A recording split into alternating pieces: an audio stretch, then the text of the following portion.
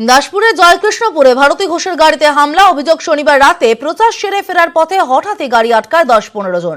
সেই সময় ঘাটালের বিজেপি প্রার্থী ভারতী ঘোষও গাড়িতে ছিলেন বলে দাবি। ভারতী ঘোষের নির্বাচনী এজেন্ট অয়ন দণ্ডপাটকেও মারধর করা হয়, ভাঙচুর চালানো হয় গাড়িতে। ঘটনায় নির্বাচন কমিশনের কাছে তৃণমূলের বিরুদ্ধে অভিযোগ জানিয়েছেন ভারতী ঘোষ।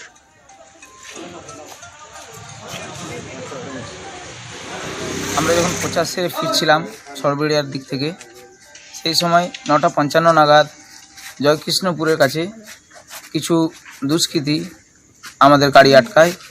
তো আমি তার নেমে জিজ্ঞেস করি, কী ব্যাপার, গাড়ি আটকালেন কেন?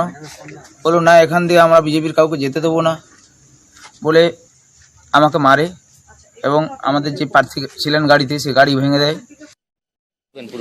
টিএমসি নিজের কবর খুঁড়ছে, সেই কবরে আমরা মাটি চাপা দেবো। ভারতী ঘোষের গাড়ি ভাঙছে, নিশীথের গাড়ি ভেঙেছে কুচবিহারে, আমার গাড়ি তো আগে ভেঙেইছে। তখন না সরকারটা ভেঙে দিচ্ছে, তখন এগুলো চলতে থাকছে। বারবার বিজেপির উপরে হামলা কেন, কি মনে হয়? একমাত্র বিজেপিকেই ভয় আছে। ওরা ভেবেছিল আমাদের সামনে কেউ নয়, যা ইচ্ছা করবো। বিজেপি যখন সামনে দাঁড়িয়ে আছে পাহাড়ের মতো, তখন বুঝতে পারছে 2-4টা গাড়ি ভাঙবে কদিন, আর রাতটা তো কোথাও করতে হবে। ভোটের পরে মোটামুটি সব শান্ত হয়ে যায়।